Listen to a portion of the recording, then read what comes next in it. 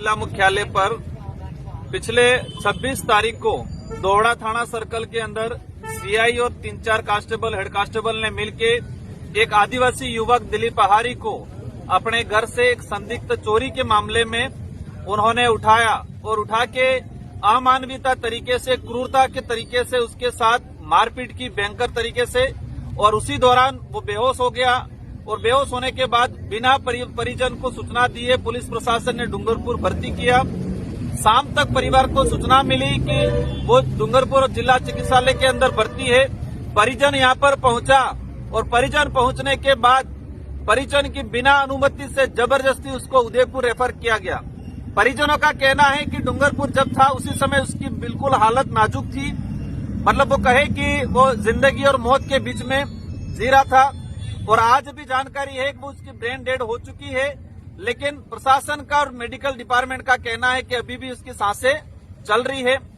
मेरा ये कहना है कि चोरी के मामले में हमारे पास जो जानकारी है कि ये लड़का चोरी के मामले में लिप्त था ही नहीं, उसके कोई दूसरे दोस्त थे, उन्होंने हो सकता है पुलिस के दबाव में आके मारपीट में उसका नाम लिया। वो लड़का चोरी के मामले में गया ही नहीं है, और गया भी है, अगर चोरी की भी है, अगर कोई मुलजिम भी है तो पुलिस का हक नहीं बनता है उसको सजा देना।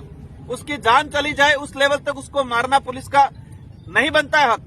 लेकिन दोहड़ा थाना सर्कल के अंदर और साथ ही पूरे आदिवासी इलाके के अंदर जो वर्तमान में पुलिस तंत्र जो चल रहा है, पिछले कुछ समय से दोहड़ा थाना सर्कल के जो सीआई है उसने कई लोगों के साथ अमानवीयता, क्रूरता और भ्रष्टाचार चरम सीमा पे था। मैं कहना चाहूंगा उन नेताओं को भी इस वक्त पे हम राजनीतिक नहीं करना चाहेंगे, लेकिन जो नेता ऐसे थानेदार, ऐसे पुलिस अधिकारी को श्रेय देते थे, लगाने में उनका योगदान था, वहां पर टिकाए रहने में उनका योगदान था, क्योंकि इस थानेदार के खिलाफ कई शिकायतें हो चुकी है, सरपंच साथियों ने किए, विधायक जी ने किए, सामाजिक संगठनों ने किए, लेकिन इसके बावजूद भी इसको नहीं हटाया था। अगर इस लड़के के साथ अगर भविष्य में इस लड़के की डेथ हो जाती है, दिलीप की, तो उसके जिम्मेदार वो लोग भी रहेंगे जो इस थानेदार को श्रेय दे रहे थे।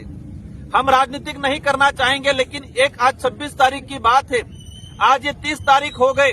पुलिस प्रशासन के आला अधिकारियों को हमने कहा है कि जो जिम्मेदार पुलिस अधिकारी कर्मचारी है उनको तत्काल बर्खास्त किया जाए और परिजन और समाज को अवगत कराया जाए कि उस बच्चे की वर्तमान स्थिति क्या है वास्तविक। अगर वो तो छुपा भी लेंगे, 1 दिन 2 दिन 4 दिन, कितना दिन छुपा पाएंगे? जिस तरह से क्रूरता, अमानवीय घटना हुई है, इन बातों को लेके जितने हमारे सामाजिक संगठन हैं, सारे पार्टियों के पदाधिकारी, सारे सरपंच संघ के पदाधिकारी, गांव के कमेटी और परिजनों के संयुक्त तत्वावधान में ये धरना दिया जा रहा है। और सरकार अभी तक मौन है।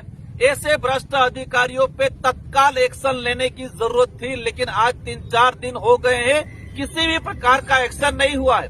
पहले कई उदाहरण ऐसे हैं, पुलिसकर्मी को फटाफट लाइन आ जाए, तत्काल बर्खास्त या निलंबित किया जाता है। इतना बड़ा मामला हो गया है, अभी तक पुलिस अधिकारी उन पुलिस भ्रष्ट तंत्र के लोगों को उन्होंने श्रेय दे रखी है। क्या कारण है ऐसा? क्या मजबूरियां है प्रशासन के अधिकारी, आला अधिकारियों की, हम जानना चाहेंगे। ये शांतिपूर्वक तरीके से धरना दिया जा रहा है कल से। इससे पहले भी हमारे सरपंच संघ के साथी और विधायक जी ने दोहड़ा थाने पे धरना दिया था। हम चाहेंगे कि ये जिस तरह से तानाशाही और भ्रष्ट रवैया अपनाया जा रहा है उसको खत्म किया जाए। आज हमारी मोटा सारे सामाजिक संगठन और जनप्रतिनिधि और परिवारजनों की तरफ से मांगे हैं। पहली मांग ये है कि जो भी भ्रष्ट अधिकारी थे जिन्होंने अमानवीयता किया है उनको तत्काल बर्खास्त किया जाए। अगर इस लड़के की भविष्य में डेथ हो जाती है तो उसको तत्काल इसका आत्महत्या, मतलब उसके कहे कि हत्या का मुकदमा दर्ज हो, एट्रोसिटी मुकदमा दर्ज हो। और परिजनों की डिमांड है कि इसका मेडिकल डूंगरपुर से किया जाए और वो भी वीडियोग्राफी से, और उसकी न्यायिक जांच हो। परिजनों की डिमांड है कि इस व्यक्ति के साथ ऐसा हुआ है तो पीड़ित परिजनों को न्याय के रूप में राज्य सरकार 1 करोड़ रुपए का मुआवजा दे और पीड़ित परिवार से एक सरकारी नौकरी दे। हम चाहते हैं कि पूरे आदिवासी इलाके के अंदर भविष्य में शांति बनी रहे। उस बात को ध्यान में रखते हुए जो भी पुलिस अधीक्षक आता है या जो भी संबंधित थाने में नया थानाधिकारी जाता है तो सबसे पहले उस क्षेत्र या उस जिले के जनप्रतिनिधियों को, पार्टी पदाधिकारियों को और सामाजिक संगठनों के साथ संयुक्त बैठक करने का प्रावधान लागू किया जाए। अगर भविष्य में ऐसी चीजों से हमें बचना है, जो सीएलजी बनी हुई है, सीएलजी कमेटी बनी हुई है, वो इतनी भ्रष्ट बनी हुई है। मैं ज्यादा उन पे नहीं कहना चाहूंगा, लेकिन एक मनमानी ढंग से जिस थाना सर्कल में जिस समाज का जो बाहुल्य है उस अनुपात में सीएलजी के अंदर सदस्य होने चाहिए और वर्तमान में सारी सीएलजी को निरस्त करके एक नई सीएलजी का जो पारदर्शिता के साथ नई सीएलजी का गठन किया जाए। हम चाहेंगे कि आदिवासी इलाके के अंदर जितने जो थाने हैं, अभी सुप्रीम कोर्ट ने स्वयं ने संज्ञान लिया कि राजस्थान के अंदर पुलिस कस्टडी में सबसे अधिक देते हुए, और राजस्थान की भी बात करें जिसमें आदिवासी बाहुल्य क्षेत्र एक नंबर पे है, तो भविष्य में हम चाहेंगे कि सारे थानों पे सीसीटीवी कैमरे लगे और उसकी एलईडी जो प्रतीक्षालय है जहाँ परिजन या परिवादी आके बैठता है वहां पर सार्वजनिक किया जाए, ताकि जो क्रूरतावादी जो चल रहा है। और हम चाहेंगे, एसपी साहब ने एक अभियान चलाया था, संस्कार अभियान, हमने भी स्वागत किया था। हम भी चाहते इस इलाके के अंदर असामाजिक तत्व है ऐसे लोगों का कानूनी कार्रवाई हो, लेकिन अब सख्त जरूरत है। इस घटना के बाद हमें लगा है कि पुलिस आला अधिकारियों को ये उत्पीड़न और क्रूर और भ्रष्ट पुलिस तंत्र को सुधारने के लिए ईमानदारी और मानवीयता वाली पुलिसिंग अभियान चलाने की जरूरत है। पुलिस प्रशासन के कर्मचारी अधिकारियों को भी सुधारने की, उनके अंदर मानवतावादी सोच लाने की, उनके अंदर ईमानदारी, जिस तरह से वो शपथ लेते हैं उस शपथ के अनुरूप इनकी ईमानदारी लाने के लिए एक अभियान चलाने की जरूरत है। इस आदिवासी इलाके के अंदर आज देख रहे हैं, कल शाम से आदिवासी जितने थानेदार हैं, अधिकारी वो फोन कर रहे हैं हमको कि एमपी साहब कहाँ हो, मामले को शांत करना है।